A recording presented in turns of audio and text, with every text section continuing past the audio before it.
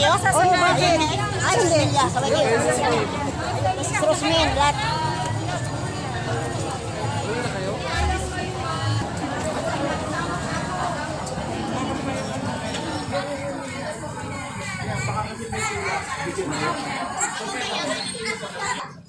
Hey guys, ito ako ngayon sa simbahan.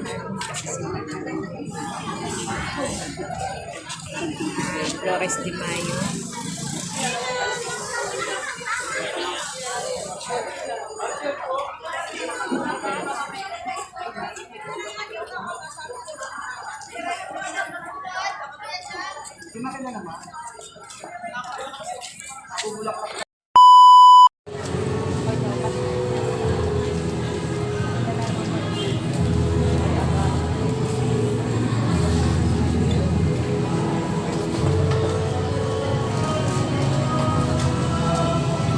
Maria, ina ng grasya ng Diyos, ipanalangin mo kami. Sa langit ng katuman, sa misa ng katarungan, may korona at hawak na bimbangan. Sa buong buhay ni Maria ay hindi siya lumaban sa Diyos, naging makatarungan siya. Maria, sa dami ng katuwiran, ipanalangin mo kami. Kabanang tipan, sa isang ng pagkakasundo, may korona at hawak na gintong sibolyo. Ang salitay ng katawang tao, si Jesus ay natatala. Sa isang ng kasariwaan, kalusugan at kagandahan. Kung may rosas ang kasuotan, may korona at hawak na malaking bulaklak na rosas. Rosas na di mapuspos sa kait ng tao ang halaga. Si Maria ay tulad sa rosas na puno ng kapangyarihan ang galing sa Diyos. Sa mistika, ipanalangin mo kami. Tanang maliwanag sa umaga, sa bisag ng liwanag, may korona at may hawak ng isang malaking tala. Si Maria ang liwanag sa umaga, punong-puno ng pag-asa. Tanang ang liwanag ay galing sa Diyos at pinapahagi sa tao. Ito ay inakataw ang talang maliwanag sa umaga ay sa katauhan ni Binibining Elia Perez ng Laliana. Talang maliwanag sa umaga, ipanalangin mo kami.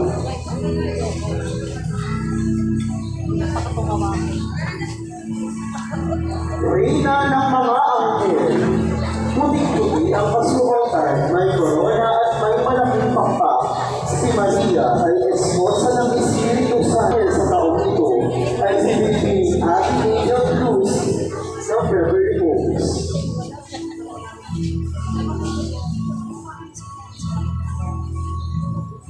Maria, Reyna ng mga anghel, ipanalangin mo kami.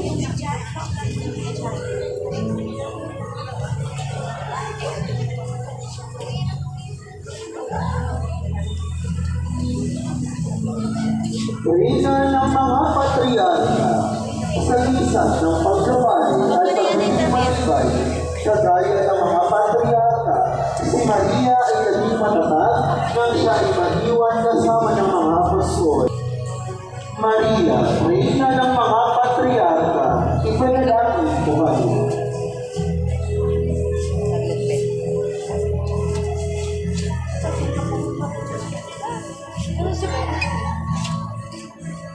Reyna ng mga propeta, sa isa ng katalinuhan, may korona at hawak ng isang aklat.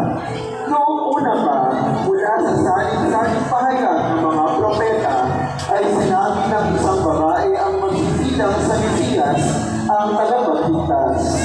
Ang titulong ito ay ginagampanan ni Binibining Rian Denise Pero ng Golden Horizon Books.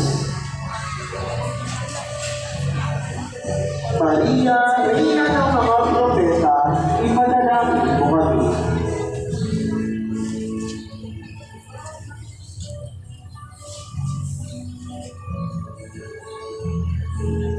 Reyna ng mga apostol, sa bisa ng pagiging mabuting alagad ng Diyos, may korona at hawak na dahon ng oliba. Si Maria ay tahimik na sumubaybay sa mga apostol pagkatapos na lumisan sa Jesus sa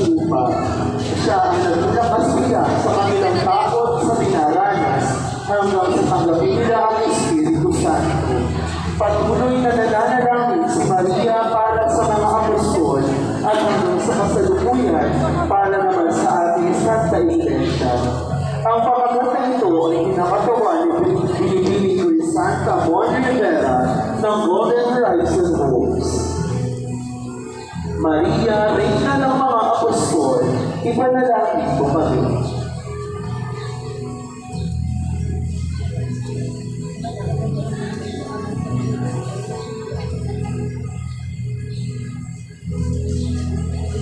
Reyna ng mga martir, sa bisa ng katapangan, may korona at hawak na mamulang kandila, si pagbibilang ng kanyang anak, pitong palaraw ang kanyang nililis alang-alang sa pakikisa sa kanya ni Jesus. Ang titulong Reyna ng mga martir ay pinawal kay Binibining Crystal Ava Ebarzabal ng Golden Horizon Villas. Maria, Reyna ng mga martir, ipanalangin mo kami.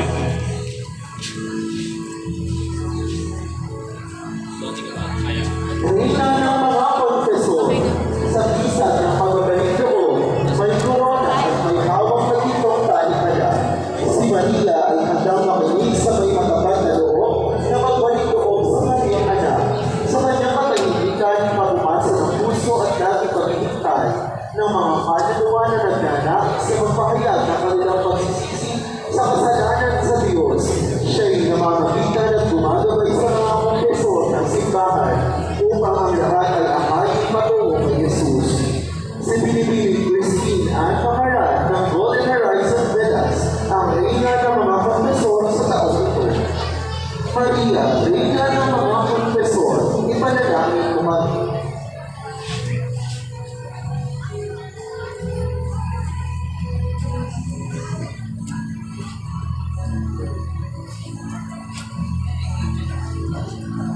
Reyna ng kapanagbanal ng Rosario. Ang Rosario ay nagpapahayag ng buhay nila Jesus at Maria. Sa bawat misteryo nito ay magugunita ang kadakilaan ng kanilang pagsunod sa kalooban ng Ama sa langit sa gitna ng lahat ng tuwa, hapis, kaliwalhatian at kaliwanagan. Si Binibining Micaela Ashley Bona ng Cabezas ang gumaganap sa titulong ito. Maria, Reyna ng kapanagbanal ng Rosario, ipanalangin mo kami.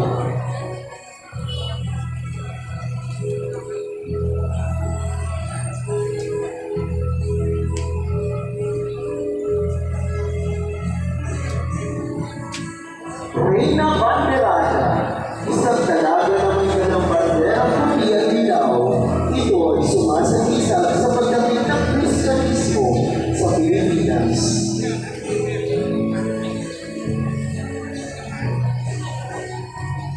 Ang titulong ito ay kinakatawan ni Binibining Regimer Irish ng La Paz Homes.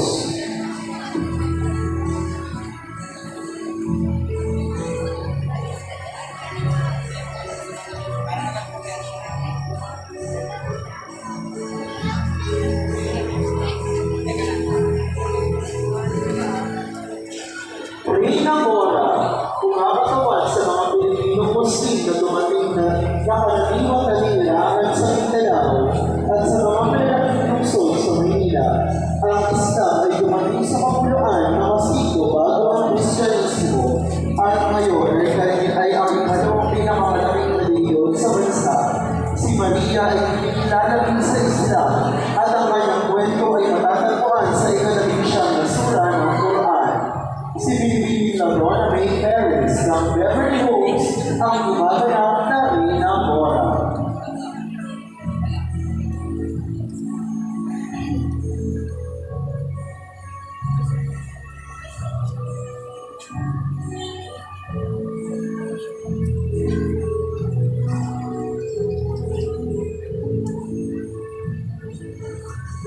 Reyna Judith, siya ay isang yulas sa Biblia na kinalaki ng Judith ng Betulia na ililigtas sa kanyang lungsod mula sa mga Assyrian sa pamamagitan ng pagbukod sa ulo ng kanilang general na si Otto Perez. Tinatawag ni Infanta Judith, dala niya ang isang espada. Ang Reyna Judith sa Reynaan ngayong taon ay si Mary Antonia ng Galilana.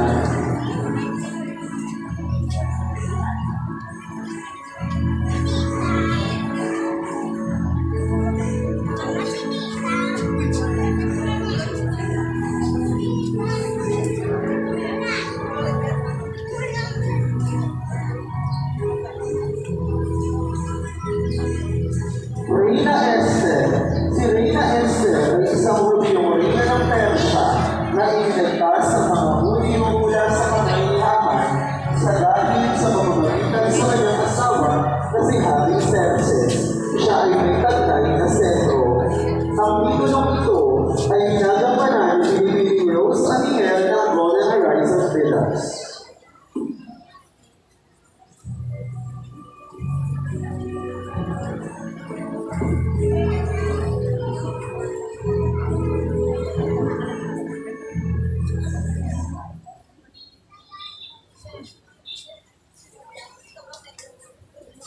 Reyna Veronica, siya ang babaeng lumahid sa mukha ni Jesus na naglayang kanyang dedo. Sa tradisyonal na ikonografiyang Pilipino, ang nena ay nakataglay ng 330 ng mukha ni Jesus. Ang gumaganapin ng Reyna Veronica ay si Pilipining Lucio Leona ng Golden Horizon Villas. Hello. Ha? Wala dito si Aba?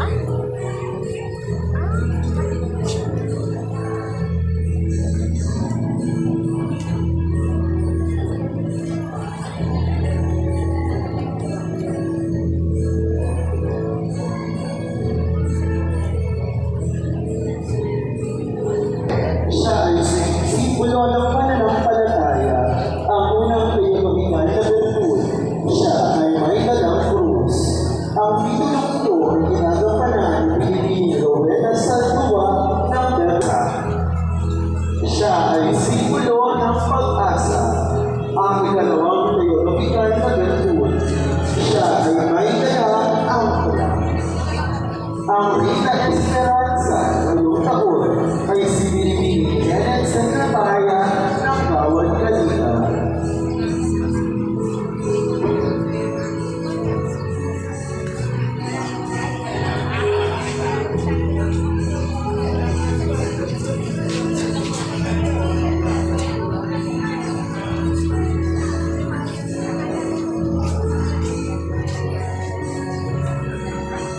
Reyna Caridad, siya ay simbolo ng pag-ibig, ang ikatlong teologikal na bertud. Siya ay may dalang pulang puso. Si Pilipining Bernadette Padilla ng Golden Horizon Homes ang gumaganap ng Reyna Caridad.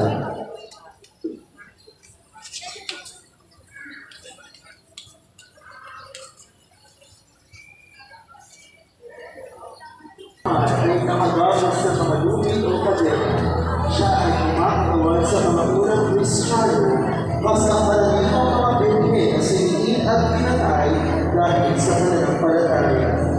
Ang gumaganap bilang Reyna Sentenciana ay si Pilipining Juan Sabana ng Golden Horizon Homes.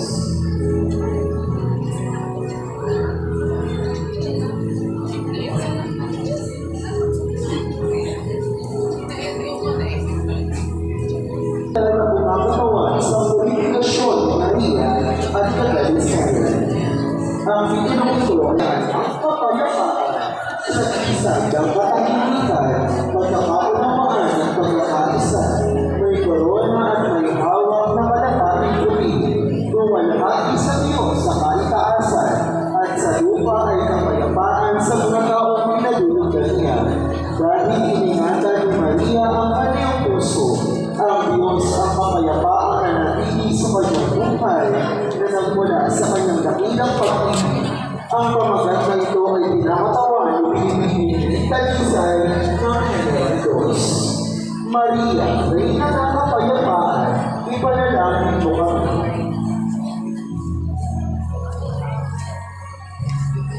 Hindi dahil sa sariling galing ni Maria, kundi dahil sa magandang loob ng Diyos sa kanya. Ang pamagat na ito ay pinakinawa ni Pilipining Reyna Corona ng Golden Horizon 40 Arts. Maria, Reyna ng langit at lupa, ipanalangin mo kami.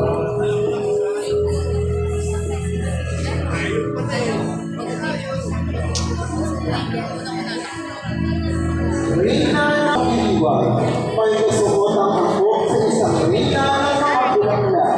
May korona at hawak na tumpos sa mga bulaklak. Ang bulaklak ay simbolo ng kagandahan, kagandahan ng pinipulay sa ating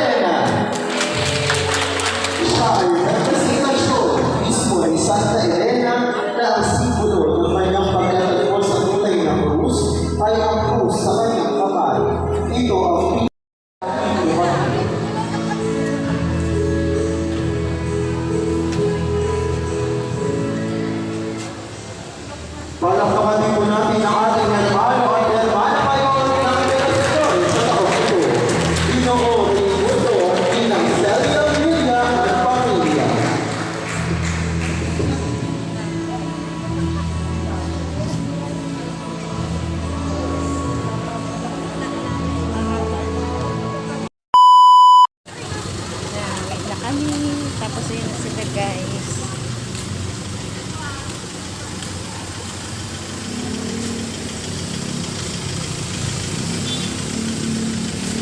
Kaparin na sila.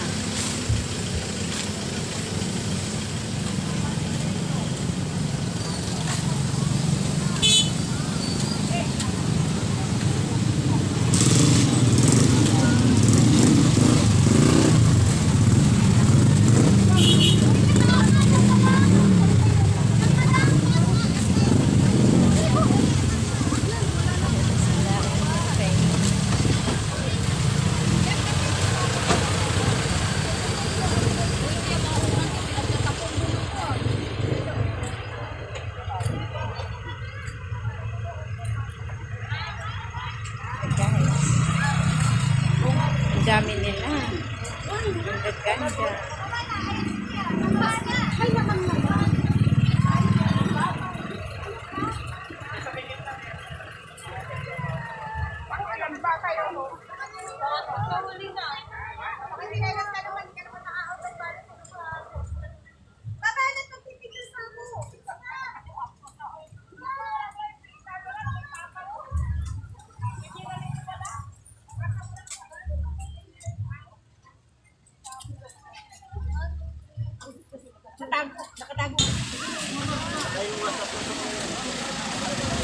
Ikot sila ng buong subdivision, guys.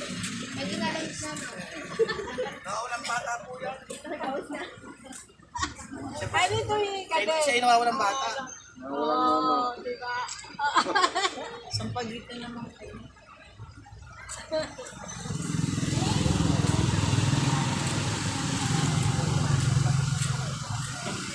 Ang dami pa yan hanggang dito, guys.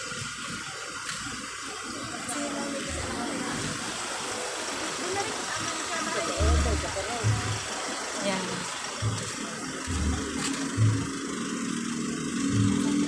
Dahil Flores de Mayo. Ngayon ginanap nila yung Flores de Mayo. Yan. Wala pa yung kanilang kandidata. Taray ko. So, ayan. Hi, Ted. Yan.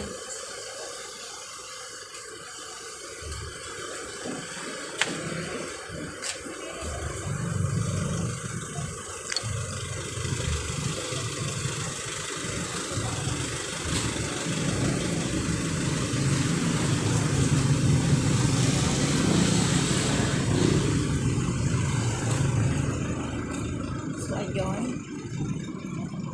Hanggang doon naman.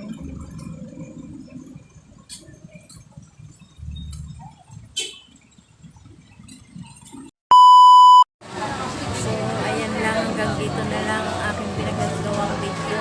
Ngayon po ay ating ihanda ang ating mga sariling pagkain sa isang sandali. Yun lang, guys. Bye-bye. God bless. Ito, oh.